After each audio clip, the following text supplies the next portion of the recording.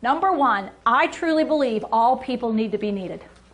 And one of the biggest holes and biggest gaps that we have when we talk about dementia is we don't give people a chance to nurture. We take all that away from them. We want them to be entertained. It's like living the rest of your life on a cruise ship where you eat and you hang out. And you eat and you hang out. And I will tell anybody who's been on a cruise ship, raise your hand if you've ever been on a cruise ship, the first several days, if you've had a real busy life before then, it's kind of cool. I mean, it is. It's sort of like vacation. And then all of a sudden it hits you. It's like, well, shit, I'm done with this. What can I do? I mean, and you start, you're like, well, what am I going to do? I mean, I've done all that stuff. I already did that. I did that before. And yet there are some people who are like, I could be on the cruise ship forever. You know, there are a few people. It's not that many, though. Because after about the 10th day of the cruise, how many of you, when you get back, are like, okay, I'm ready to get off the boat now. This was great. Thank you very much. How many people spent more time on the port of calls as time went by? At first, it was like, you know, I'm not going to get off the ship. But then it got to be, okay, I'm getting off the ship. I'm tired of this ship. I want to get off and do something different. What I'll tell you, when you have dementia, people have that experience a lot, where it's like, okay, this is enough. I want to get back to my life.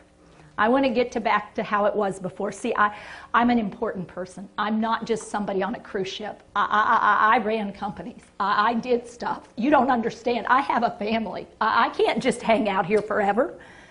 And imagine if at the end of this conference, instead of going home, we said, okay, well, your room is right over here. And no matter what you said, we didn't listen.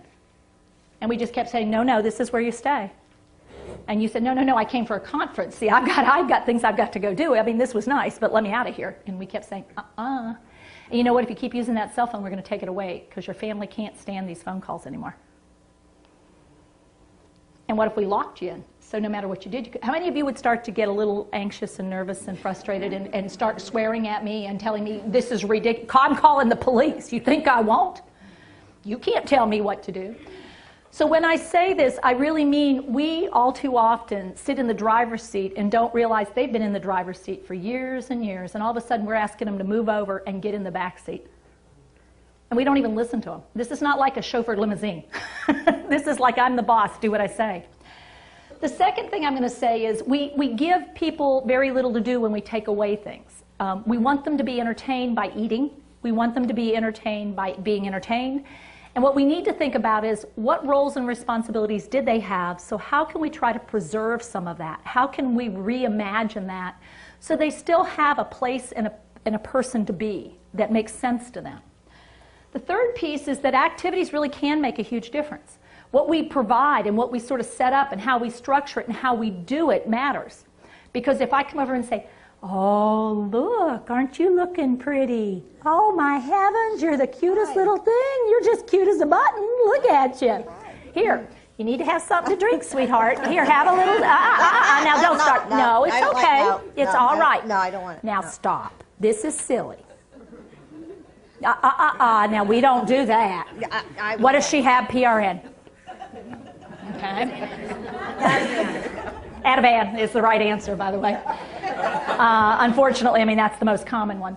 And then finally, what I'll say is we need to provide the just right challenge here. And if you're not doing it just right, it's not going to be successful. So, Cindy, hey, how are you doing this morning? Let me put this down. I've got too many things in my hand, don't I? Listen, I wanted to stop by. I want you to try, I got some new coffee. Give it a try. Try it. Cheers. See what you think. Try it.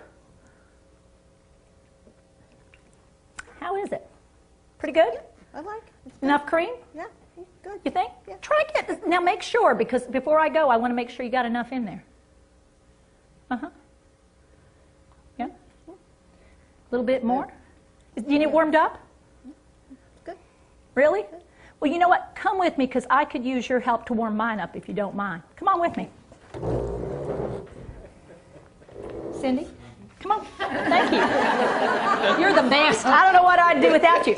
Now, what was my real goal? I wanted to go to the bathroom. What haven't I said a word about? What have I done? Created a positive relationship, gotten her up, we're going somewhere. We are going to stop by and we're going to mess with my coffee, but guess what's right out there? The bathroom, and I'll say, oh, as long as we're up, come on, let's go in here. And I might even say, well, let's wash our hands before we do anything. Go in the bathroom, do that, go to the bathroom. What you just saw me do was a way of engaging that was just right. What I was doing before was making her feel less. And this time it was basically engaging. I was a partner with her. And when we did it together, I brought my coffee, she had her coffee. I actually had a thing of water to the side in case she didn't want the coffee. Well, try this instead. You know how it is, you dry out, and I know you really like, let me see your skin. Ways to help people want to do what you want, but you got to create the just right challenge.